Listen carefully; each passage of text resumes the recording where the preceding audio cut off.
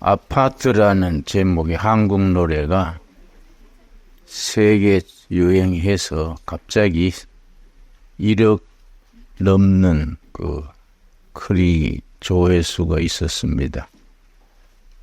한국의 여자 가수가 부른 노래인데, 그게 이제 보니 한국의 노래를 부르면서도 한국 음악에 전통이 있습니다. 그걸 음악에서는 사사조란 사사조 부르면 흥이 납니다.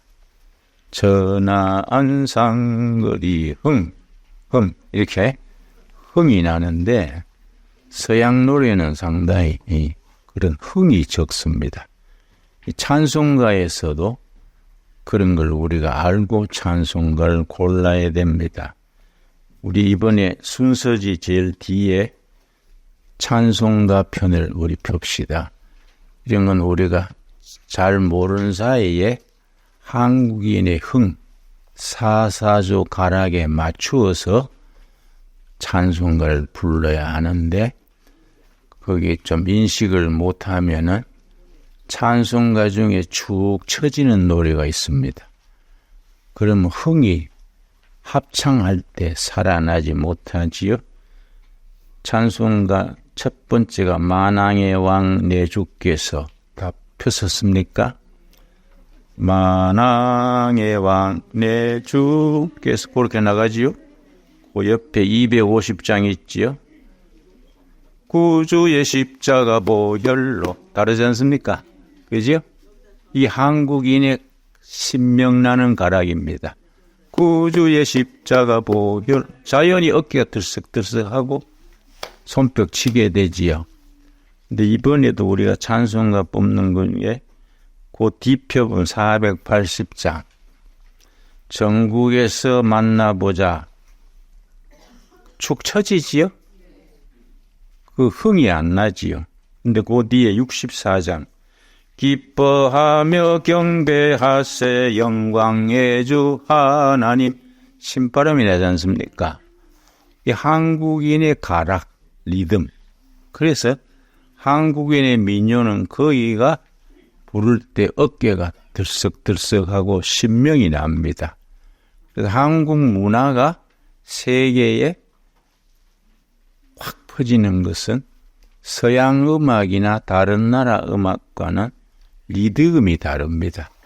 한국인의 그 사사조, 그게 아주 한국인의 전통이 되어 있지요. 그리고 그 뒤에 보면은 91장 있습니다. 슬픈 마음 있는 사람, 어깨가 끄덕끄덕하지요? 네, 그래서 교회에서 합창 부를 때 목회를 오래 한 사람들은 그 리듬을 살려가지고 하는데, 이번에도 음악 뽑을 때 예를 들어서 그 202장 그 뒤에 보면은 94장 주 예수보다 더 귀한 것은 없네. 그렇죠? 주 예수보다 더 귀한 것은 없네. 처지지요? 합창 부르기에는 적당하지 않지요. 그리고 일꾼들이 아직 거기까지는 생각을 잘 못해서 찬송가를 선정할 때 분위기를 띄우는, 신명나게 하는 찬송가까지를 잘 선별을 잘 못하지요. 우리가 그런 걸 신경을 써야 됩니다. 앞으로는 좀 고쳐야겠지요. 네. 내가 이런 집회 때마다 그런 걸 느끼는데, 그걸 잘 일꾼들이 선정을 잘 못하는 것 같아요. 합창할 때는 분위기가 띄워야 됩니다. 그런데 내가 이제 가끔 분위기 잡느라고 대중 트로트도 부르지요. 나는 중학교 졸업할 때까지 시골에서 음악 선생이 없었어요. 뭐 피아노도 없고, 그래서 음악에 대해서는 내가 대중가요밖에 몰라요. 내가 한번 모차르트 곡이 나오는데 그 잡음 꺼라. 그랬다가 아주 이제 아이고 모차르트 곡을 잡음이라 그러면 참 문화 수준이 그래서 그게 모차르트 곡이야? 그만큼 음악에 상식이 없어요. 그 우리 어릴 때는 뭐 6.25 전후에 6.25 때 내가 초등학교 3학년들이 했는데 졸업할 때까지 음악 선생이 없었으니까요. 근데 이제 찬송가가 들어와서 우리가 모두 대중이 음악을 부를 수 있게 된 게 정말 큰 공로지요. 그런데 다시 말씀드렸듯이 찬송가에도 쭉 처지는 그러니까 내가 이제 잘 부르던 노래가 이제 연분홍 치마가 예를 들어서 연분홍 치마가 봄바람에 이 한국 가요 중에 대표적인 가요입니다. 근데 이거는 부르면 분위기가 처져요. 그냥 귀로 듣지 몸으로 듣지 못해요. 근데 대중성이 있는 몸이 움직이는 가요가 있지요. 응? 그런 가요를 부르면 사람들이 저절로 박수가 나는 거예요. 그러니까 우리가 찬송가 부를 때도 개인 찬송할 때는 뭐 예배 시간에는 좀 다르겠지만 준비 찬송 부를 때 이런 모임에서 일단 마음 문을 열고 몸이 움직여야 하니까 찬송가에 그런 걸 신경을 써야 됩니다. 그러니까 64장은 기뻐하며 경배하세 찬양해 주 하나님 다르지요? 몸이 움직이지 않습니까? 이걸 사사조라 그러는데 이런 걸 이제 예배 시간에 또 가정 예배 드릴 때 신경을 쓸 필요가 있습니다. 그런데 이번에 갑자기 한국 여자 가수가 부른 아파트 세계 히트 아프리카까지 단기간에 세계 1등으로 그런데 그 가락이 우리 한국인의 흥나는 가요. 아파트 헤이 움직이지 않습니까? 그래 미국에서는 풋볼을 굉장히 좋아하지요. 미식축구 6만 5천 명이 모인 관객이 아파트를 불러서 전부 일어나가지고 아파트 아주 그 세계적인 직급 히트입니다. 그러니까 우리가 찬송가에도 그런 걸 기억할 필요가 있지요. 이해갑니까? 예. 그러니까 이렇게 찬송가 선정할 때 분위기를 생각해야 되는 거예요. 축 처지는 노래 하면은 잠이 올 듯 말 듯. 안 그래도 교인들이 노인이 많은데 축 처진 노래 하면 장례식장 노래 비슷한 거예요. 예. 우리가 그런 걸, 그걸 감각입니다. 감각. 센스. 그래서 누가, 목사님은 철학가인데 음악에 대해서 그렇게 흥을 하십니까? 철학가다 무슨 가다 이전에 한국 사람인데 그 한국인의 신명나는 신바람이 성경으로 무슨 바람입니까? 성령바람에 신명난다. 영적인 리듬이 있는 거예요. 자, 그런 걸 평소에 신경 쓰도록 합시다. 내 말이 일리 있지요? 예. 근데 우리 젊은 세대는 그런 걸 잘 분별을 못하는 것 같아요. 자, 사무엘상 1장.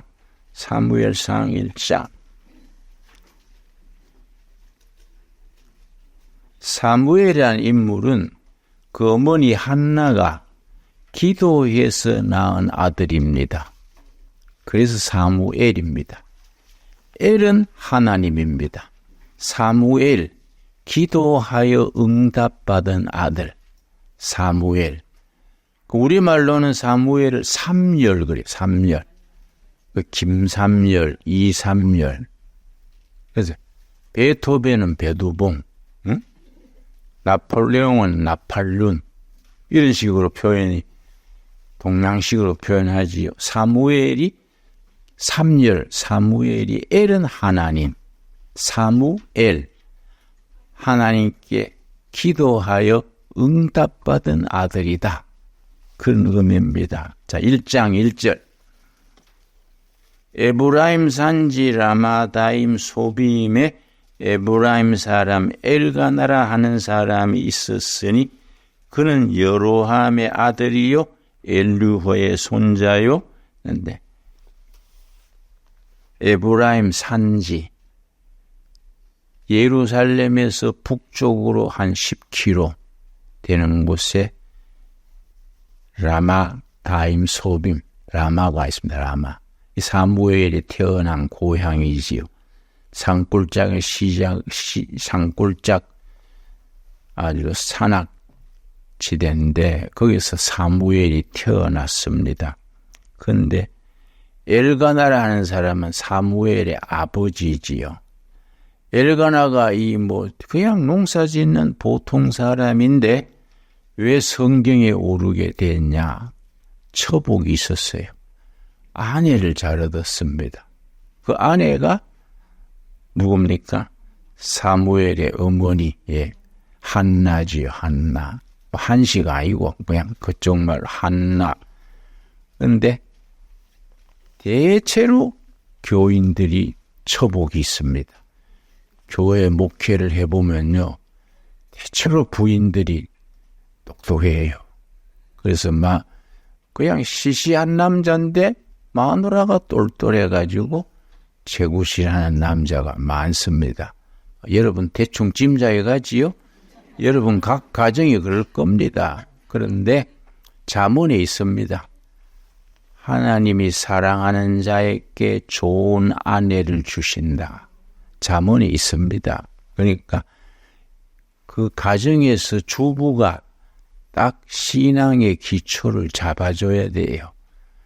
그래서 이제 처음에 남편 교회 데려가기가 힘들지요. 또 뿔난 송아지처럼 가작하면 안 가고 소리 빽빽 지르고 하지요. 그러나 서서히 우리 말레이시아는 이슬람 국가인데요. 6개 가문이 말레이시아 이슬람 가문이 이제 말레이시아의 중심입니다. 근데 그 가문 중에 한 가문에 크리스찬 며느리를 봤어요. 이 사람이 가보니까 시집을 간다고 갔더니 4번째 마누라예요. 그거는 이슬람은 철을 4명 허락하니까. 근데 이 여성이 거기에 하나님의 뜻인 줄 알고 정말 밤낮으로 섬겼어요. 그건 전 가문이 감동을 해가지고 그 가문 전체가 크리스찬이 됐습니다. 근데 이 말레이시아는 이슬람에서 크리스찬이 되려면 재판을 해야 돼요. 그러니까 신분증에 종교가 적혀 있습니다. 이슬람, 크리스찬. 근데 며느리 한 사람이 들어가가지고 너무너무 평생을 묵묵히 섬겨서 가문이 이슬람이 크리스찬이 바뀐 겁니다. 그게 선교사지요. 선교사. 해외에 나가는 선교사가 아니라 불교 가정에 들어가서 몸으로 섬겨서 그 가정을 복음하는 거지요. 그게 선교사지요. 그러니까 엘가나는 처복이 한나를 잘 만나서 그 아들 사무엘을 낳아가지고 사사시대에 그 무정부 시대거든요.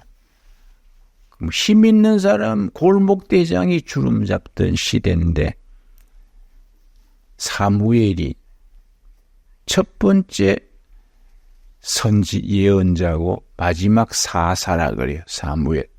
마지막 사사 첫 번째 선지자 사무엘이 아주 무정부 시대를 왕정 시대로 전환시킨 전설적인 인물이 사무엘입니다. 그 사무엘이 태어난 것은 그 어머니 한나의 눈물의 기도예요. 한 가정의 아내, 어머니의 눈물의 기도가 후손 대대로 가정을 빛내는 거지요. 그런데 20절 말씀 1장 10절 먼저 읽습니다. 1장 10절 한나가 마음이 괴로워서 여호와께 기도하고 통곡하며 아들이 없어서 아들 주시려고 성전에 가서 울면서 기도했습니다. 통곡하면서 울었습니다. 근데 하나님이 약점이 있어요. 하나님이 약점이 있다니까 이상하지요? 눈물에 약해요. 눈물에. 뭔 답답한 일이 있으면 한나처럼 성전에 가서 울어버려. 하나님 나 웁니다. 눈물의 기도를 들으시고 하나님이 역사하시는 거예요.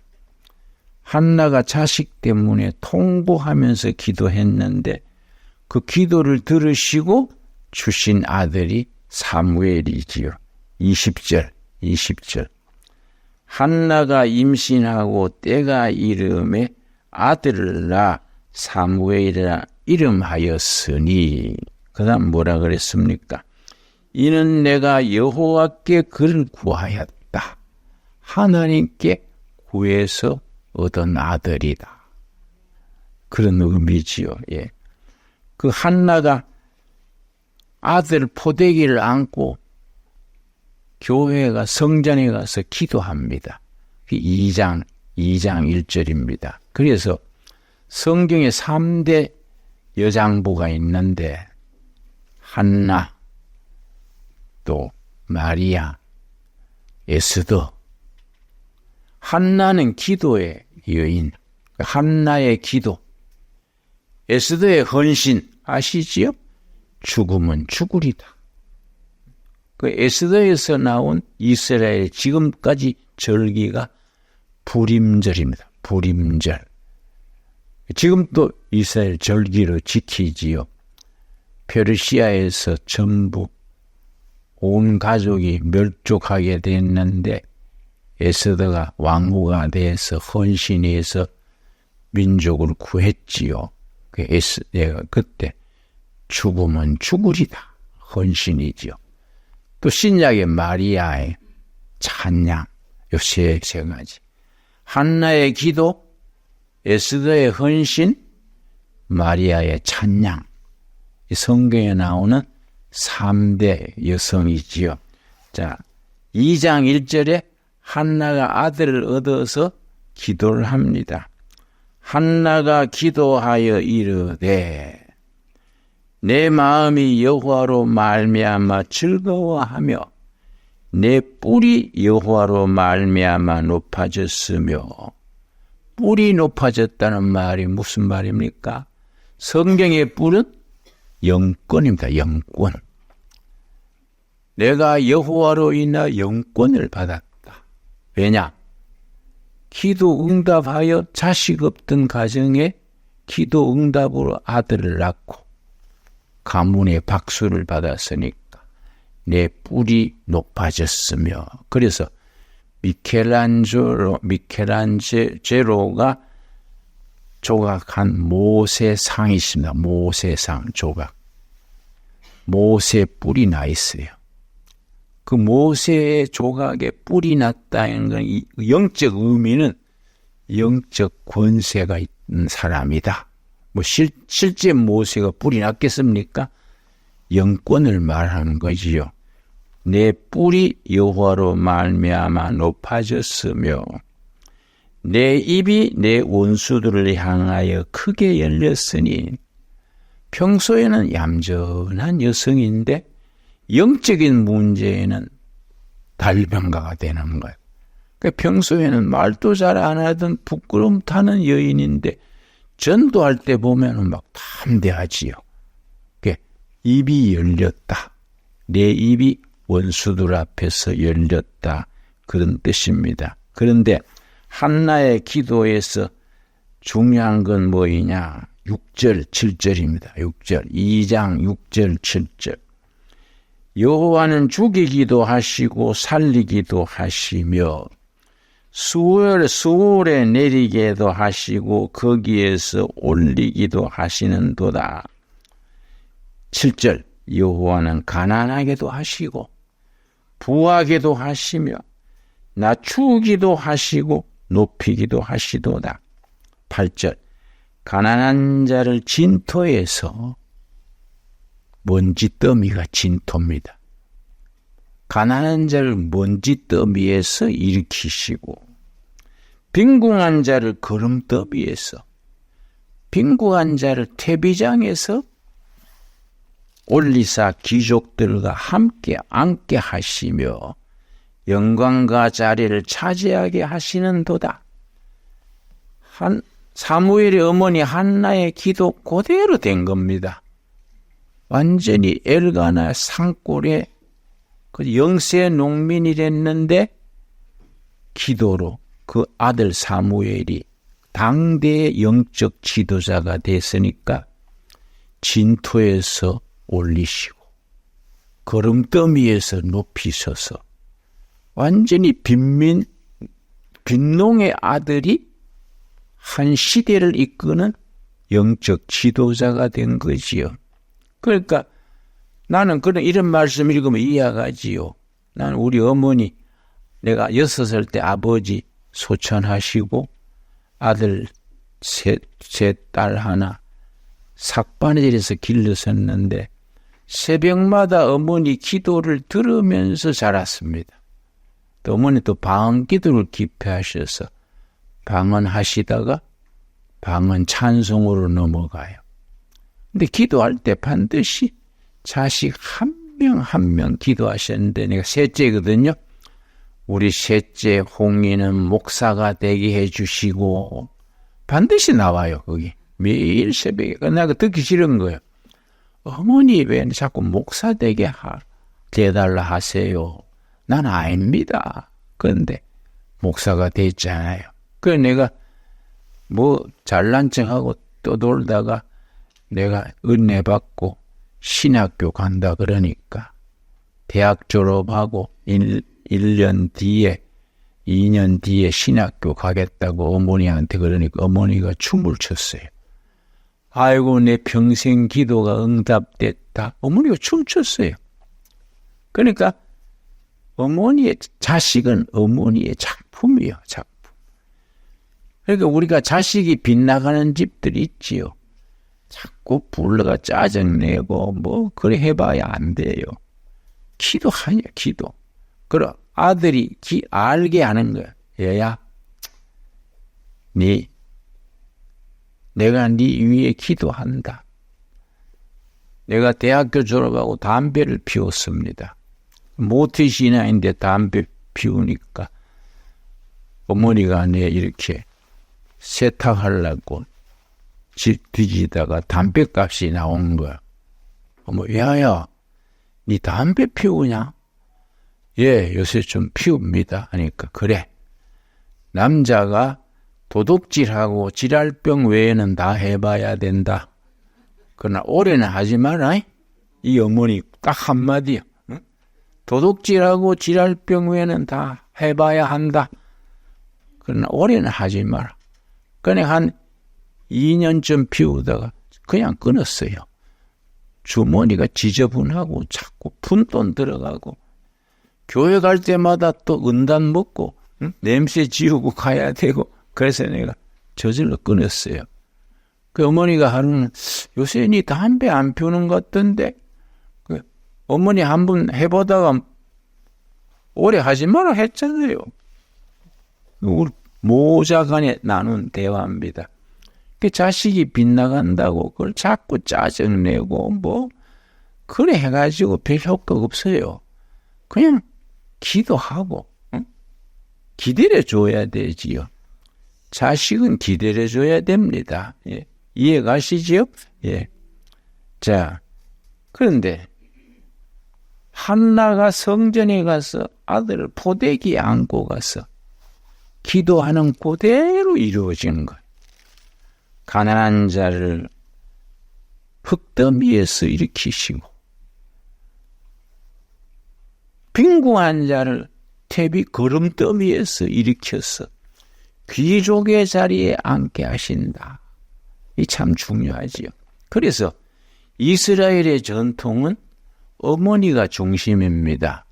그래서 해외에 나가 있는 이스라엘 사람들을 디아스포라라 그러는데 세계에 나가서 살고 있으니까 이방인들하고 결혼하지요. 근데 어머니가 이스라엘 사람이고 아버지가 외국인이면은 이스라엘 사람으로 인정합니다. 근데 아버지가 이스라엘 사람이라도 어머니가 이방 사람이면은 이스라엘로 인정하지 않습니다. 왜냐? 교육은 가문의 전통 교육은 어머니가 담당한다. 어디서부터 시작됐냐 하면 모세의 어머니가 자기 유모로서 아들을 키웠지요. 바로왕의 공주의 양자가 됐으니까. 근데 친어머니인 걸 말 안 하고 모세를 키우면서 두 가지를 가르쳤지요. 하나님 사랑, 동족 사랑, 신앙심과 애국심. 그 전통으로 모세가 위대한 민족 지도자가 되지 않았습니까? 그 전통을 살리는 거예요. 지금까지 이스라엘 가보면요, 키부츠에 가보면은 흑인, 동양인 골고루 섞였는데 다 유대인이란 거예요. 왜냐? 어머니를 소중히 해서 어머니가 유대인이면은 그 자식은 유대인이야. 아버지가 유대인이라도 어머니가 흑인이나 동양인이면은 유대인이 아니에요. 지금 또 그렇게 합니다. 어머니가 얼마나 중요하냐. 나는 이스라엘 전통이 옳다고 생각합니다. 자, 그런데 우리가 사무엘이 밑바닥에서 자라면서 어려서부터 어머니의 작품이지요. 자, 2장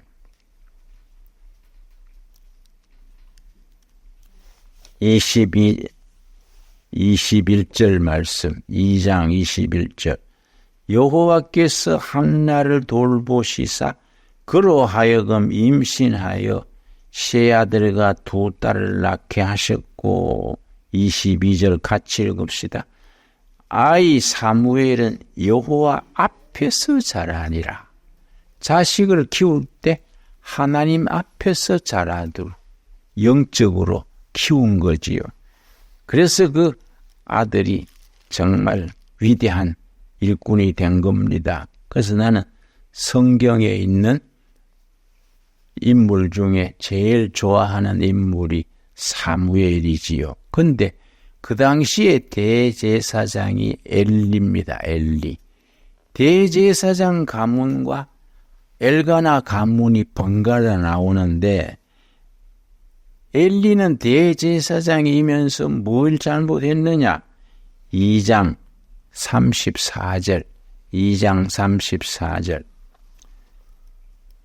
내 두 아들 홈리와 비느하스가 한날에 죽으리니 그 둘이 당할 그 일이 표상이 되리라. 왜냐?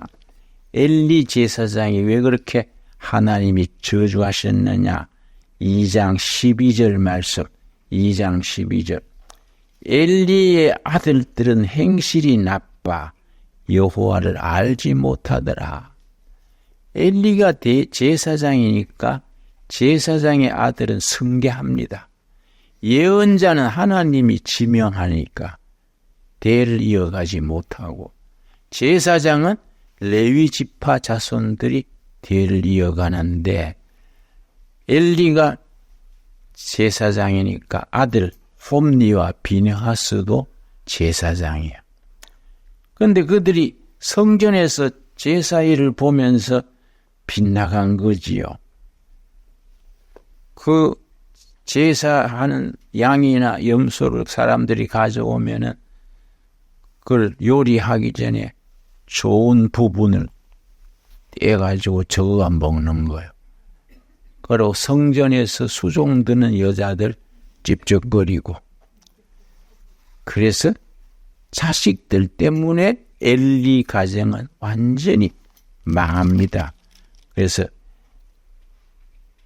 35절 말씀. 엘리 제사장의 아들들이 그렇게 빗나가니까 대신에 누굴 세웠느냐? 엘가나 한나의 자손을 영적 지도력을 바꿨습니다. 35절입니다. 사무엘상 2장 35절.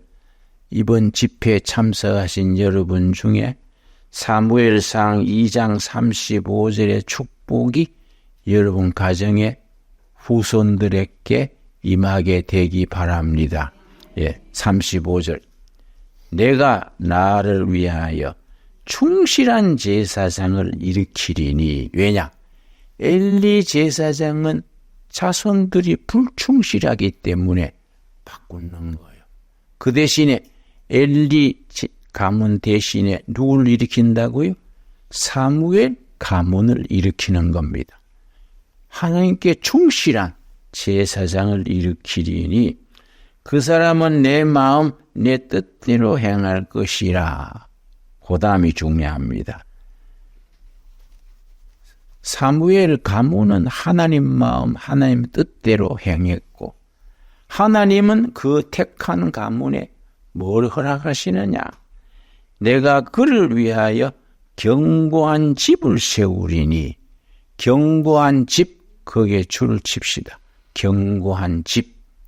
흔들리지 않는 가문. 영어 성경에는 뭐라고 번역이 되어 있느냐 하면은 unshaking family. 흔들리지 않는 가문을 일으켜준다. 내가 그를 위하여 견고한 집을 세우리니. 이거는 영적인 것만 아니고 경제적으로, 사회적으로 흔들리지 않는 가문. 그 받은 축복이 자손 후대에 흔들리지 않는 가문으로 이어간다. 귀한 축복이지요? 여러분 가문에 이 말씀이 꼭 응답되기 바랍니다. 참 귀한 말씀이지요. 사무엘이 그래서 그 당대의 지도자가 됐는데 세 가지가 사무엘의 장기입니다. 사무엘이 그렇게 하나님 앞에 쓰임받았던 평생을 한결같이 살았던 것이 세 가지입니다. 세 가지. 12장 1절, 12장 1절 말씀. 사무엘이 온 이스라엘에게 이르되 보라, 너희가 내게 한 말을 내가 다 듣고 너희 위에 왕을 세웠더니 이제 왕이 너희 앞에 출입하느니라. 보라, 나는 늙어 머리가 휘어졌고 내 아들들도 너희와 함께 있느니라. 내가 어려서부터 오늘까지 너희 앞에 출입하였거니와 내가 여기 있나니 여호와 앞과 그의 기름 부음을 받은 자 앞에서 내게 대하여 증언하라. 내가 누구의 소를 빼앗았느냐? 누구의 나귀를 빼앗았느냐? 누구를 속였느냐? 누구를 압제하였느냐? 내 눈을 흐리게 하는 뇌물을 누구 손에서 받았느냐? 그리하였으면 내가 그것을 너희에게 갚으리라. 12장이 사무엘이 은퇴 설교입니다. 은퇴 설교하면서 사울 왕이 있고 자기 아들들도 있고 이스라엘 백성들 지도자들 앞에서 내가 평생에 부정부패를 했느냐? 경우 없는 짓을 했느냐? 내 권한을 낭비했느냐? 미스터 클린이요. 미스터 클린. 나이 들어가면서 느끼는 게 있습니다. 재물이다, 명예다 이런 게 아니고 깨끗하게 살았던 삶이 자부심을 주고 영혼의 양식이 되고 긍지가, 노인의 긍지가 되는 거예요. 재물, 명예 이런 게 쏠릴 게 아니라 평생을 미스터 클린으로 깨끗하게 사는 것, 사심을 부리지 않고 그렇게 사는 것, 이게 명예로운 거지요. 그러니까 부자 되게 해 주십시오.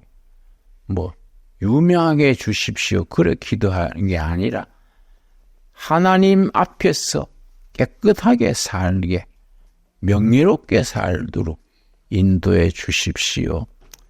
그렇게 기도할 수 있기 바랍니다. 그 자식들한테 그걸 가르쳐야 돼요.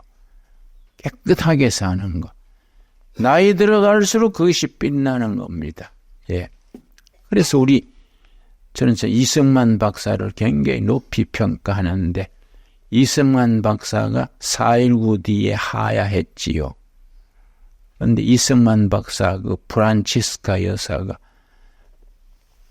청와대를 떠나가지고 하와이를 갈 때 그 내복을 키워 입었던 그 내복 한 벌, 그러고 후진국의 지도자들은 스위스 은행에 다 예금해놓고, 그런데 우리 김대중 선생도 참 장점이 많은 분이고 훌륭한 분인데 늘 말썽나는 게 뉴욕에 빌딩이 세 채 있다. 늘 그 말썽이 나와요. 사실은 잘 모르지만. 그런데 이승만 박사는 한 푼도 없었어. 한 푼도. 청와대 물러나고 그냥 내복 끼워 입은 거. 그래서 하와이의 교포들이 이승만 박사 내분 생활비를 모금해서 도와드렸습니다. 또 나는 박정희 때 징역 살고 매 맞고 해서 지금 또 이렇게 비 오는 날이면 몸이 반응이 안 좋아요. 그러나 박정희 정부 내가 아주 참 높이 평가하는 것이 부하한테 암살당해 죽은 뒤에 저축해 놓은 게 하나도 없었어요. 깨끗했습니다. 이게 명예로운 거죠. 그렇지요? 그러니까 다른 제3세계 지도자들은 외국 원조 받아가지고 전부 인마이 포켓으로. 응? 그러니까 이게 지도자의 급수가 다르지 않습니까? 그리고 인생 살아가면서 70, 80 넘어서면 깨닫게 돼요. 하나님 앞에서 미세스 크리인으로 깨끗하게 살고 후손들을 그렇게 이끌어가는 거. 이 축복 중에 축복입니다. 그래서 사무엘상 12장은 그걸 말해주는 거지요.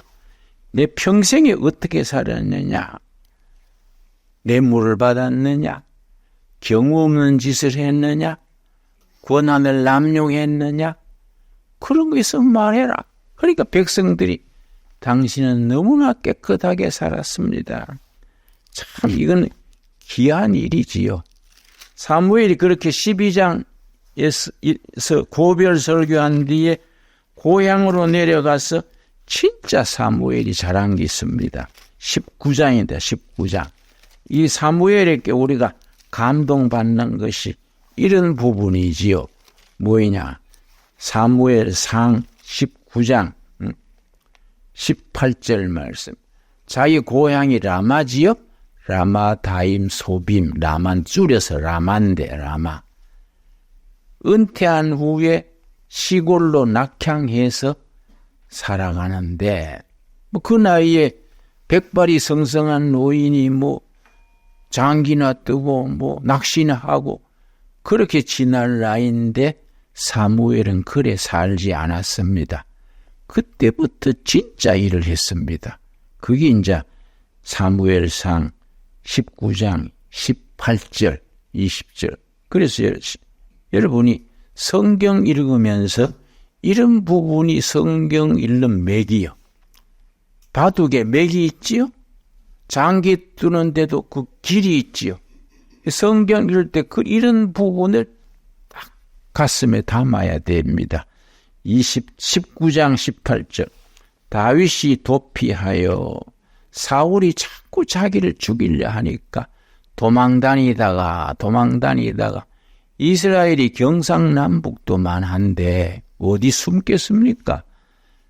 사울 왕이 다윗을 없애려고 정의의 군대 3,000명을 풀어서 다윗을 잡는 자는 특진하고 보상을 한다.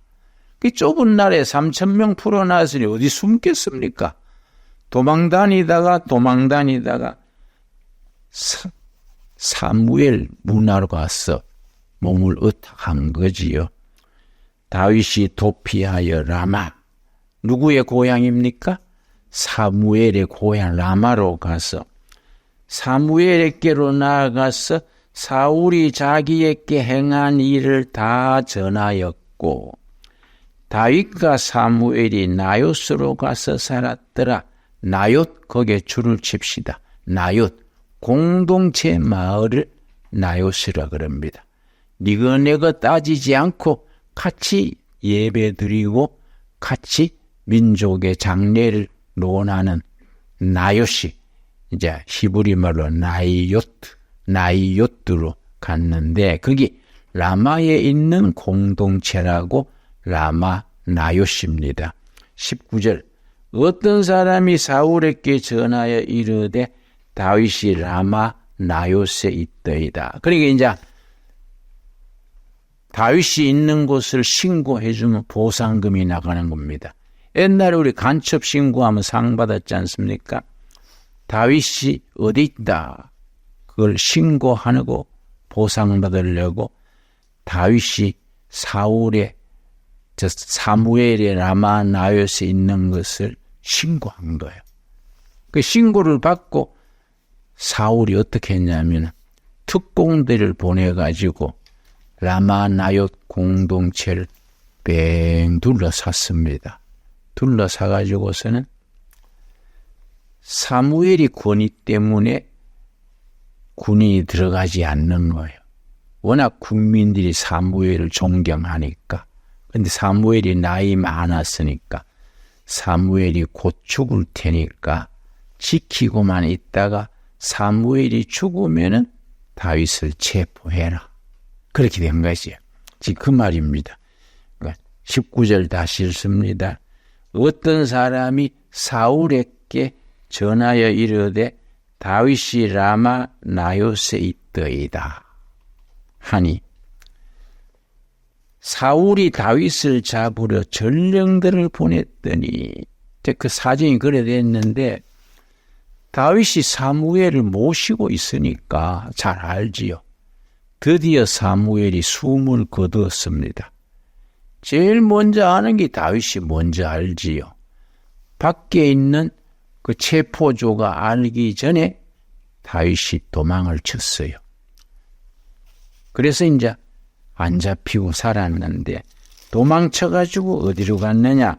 22장 1절. 그러므로 다윗이 그곳을 떠나. 그곳이 어딜까요? 라마 나요시. 중간에 과정이 복잡하겠습니다마는 생략하고 그것을 떠나 아들람 굴로 도망하매, 가서 숨은 데가 국경 지방에 마실 물도 없고 먹을 양식도 없는 국경 지방의 아들람 굴에 가서 숨었습니다. 그의 형제와 아버지 온 집이 듣고 그리로 내려가서 그에게 이르렀고, 환난당한 모든 자와 빚진 모든 자와 마음이 원통한 자가 다 그에게로 모였고, 그는 그들의 우두머리가 되었는데 그와 함께한 자가 400명 가량이었더라.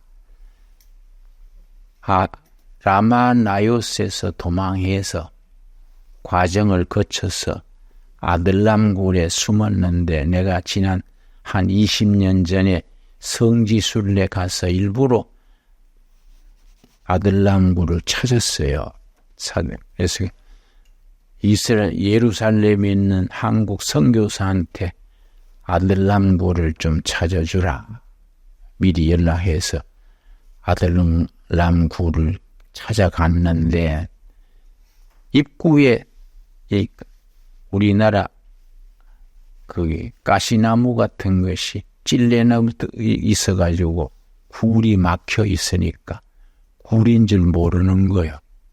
거기에 여우 같은 산짐승만 드나들었어요. 그 우리가 들어가가지고 그러는 여우 그 똥 같은 걸 치우고 거기에 이름만한 굴이 둘이 붙어 있습니다. 들어가면 또 사람이 겨우 지날 만한 굴을 지나면 하나가 더 있어요. 거기에 400명이 모여서 사는 거예요. 그래서 그 굴에 우리 가가지고 둘의 아들 남굴 간판을 붙이고 왔어.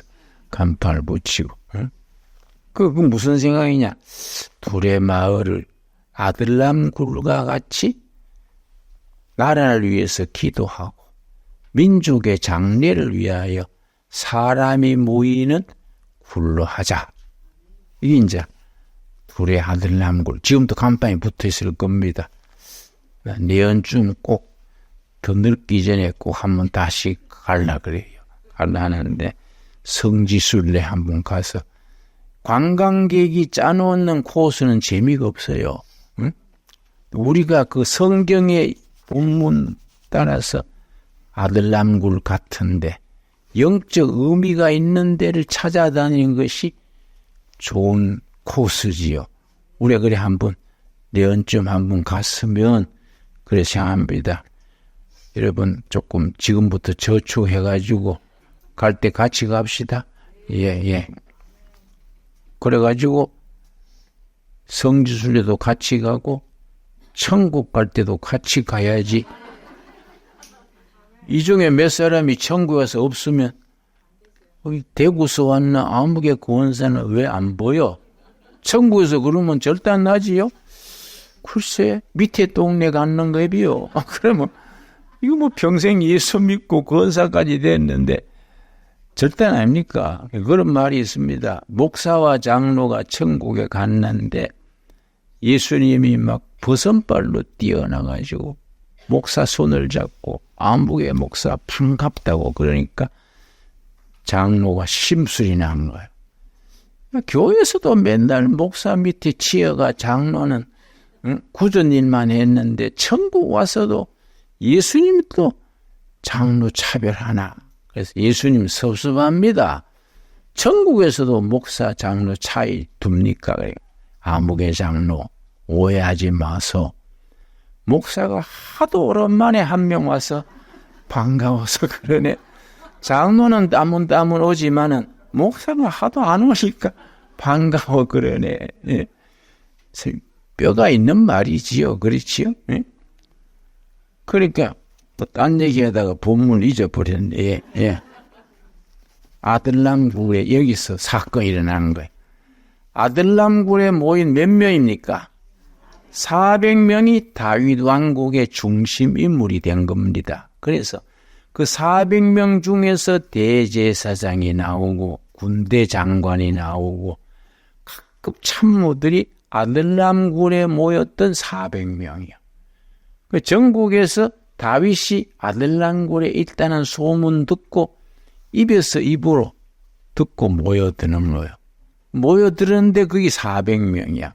뭐 그 사람들이 그 굴 속에서 뭐 전국의 양산박 같은 산적이나 도적무리가 됐을 텐데 기껏해야 그 의병이나 됐을 텐데 거기서 뭘 했느냐.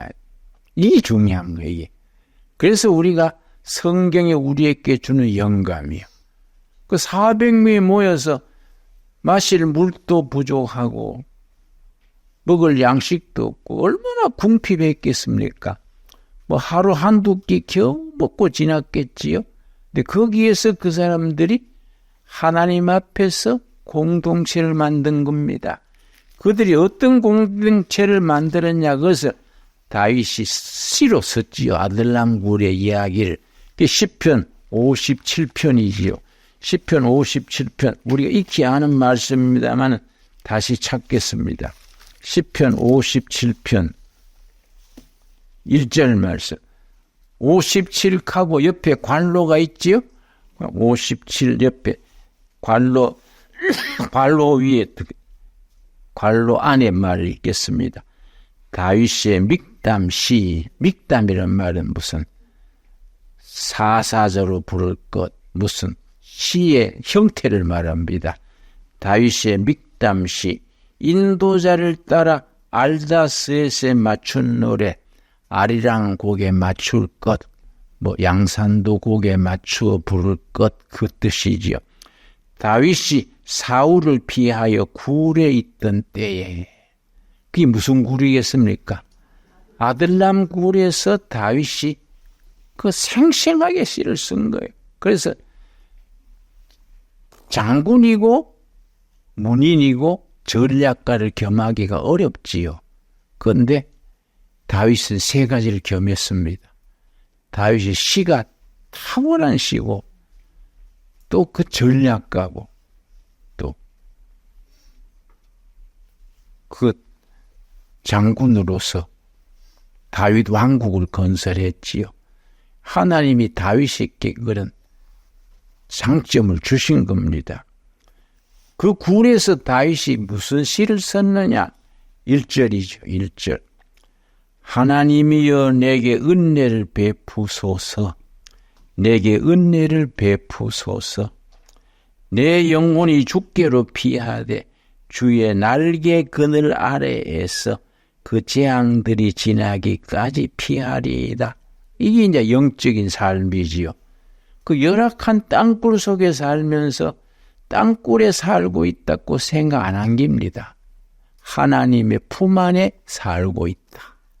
이게 영적인 사람이지요.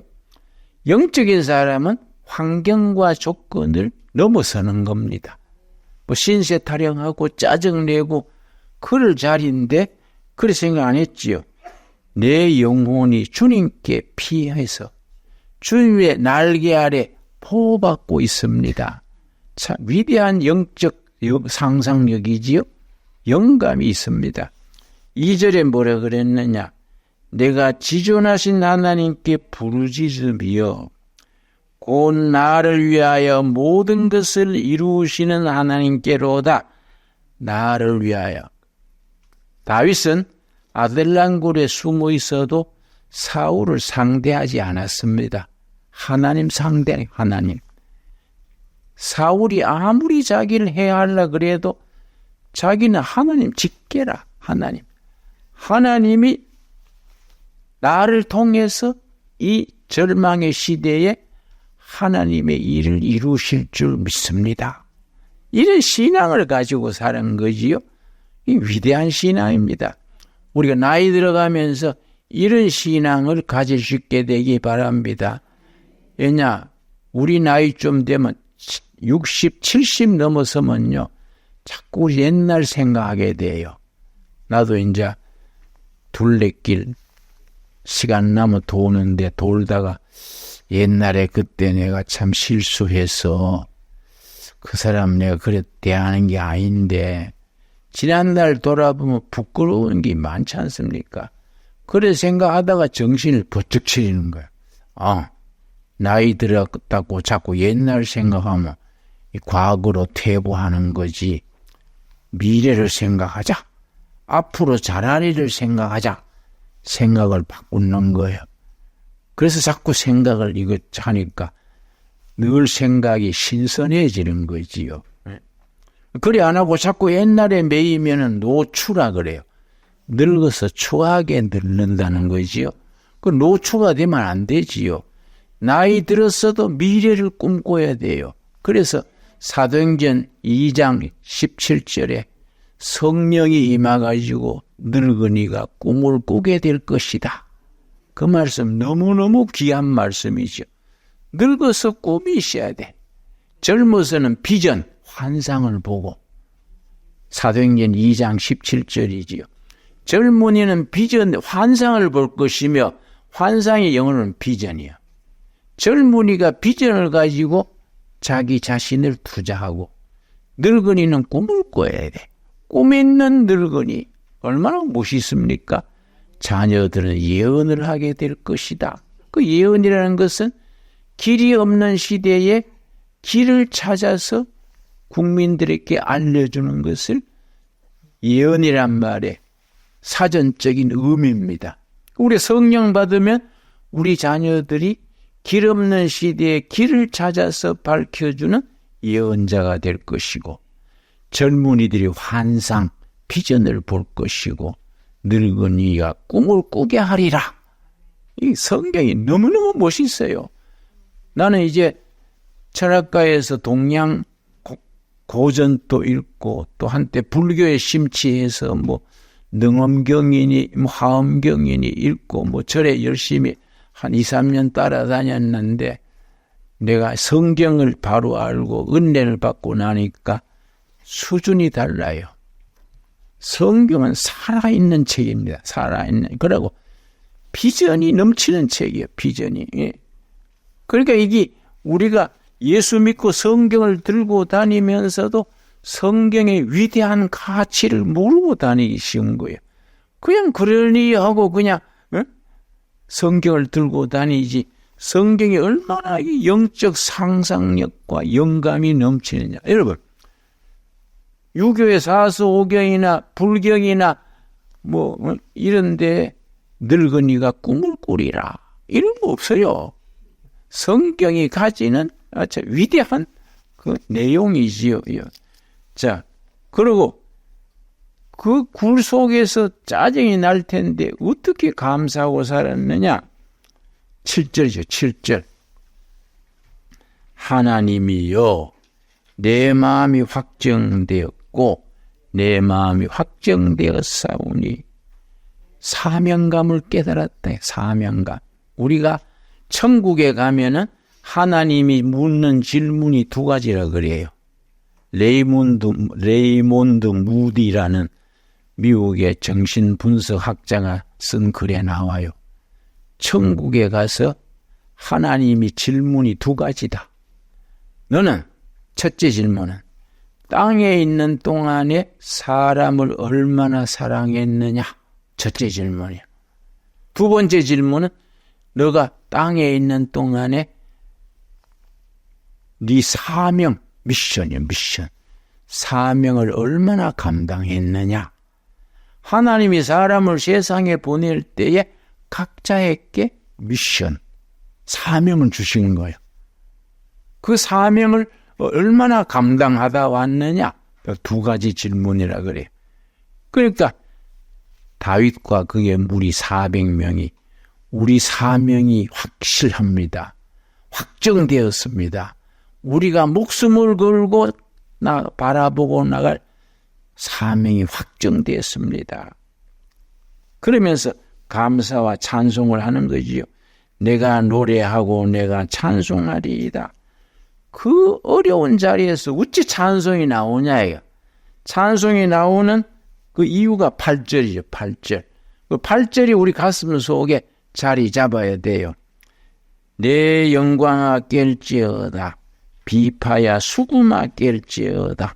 내가 새벽을 깨우리로다. 그러니까 사울 아래에 있는 어두운 역사의 새벽을 깨우겠다. 위대한 비전이죠. 이게 비전이고 꿈이죠. 내가 새벽을 깨우리로다. 아주 위대한 말씀이지요. 이런 말씀 읽고 가슴이 뜨거워지고 손에 힘이 와야 돼요. 야, 멋있다. 한번 해보자. 그런 확신이 가슴에 임할 수 있게 되기 바랍니다. 예, 기도하겠습니다. 하나님 감사합니다.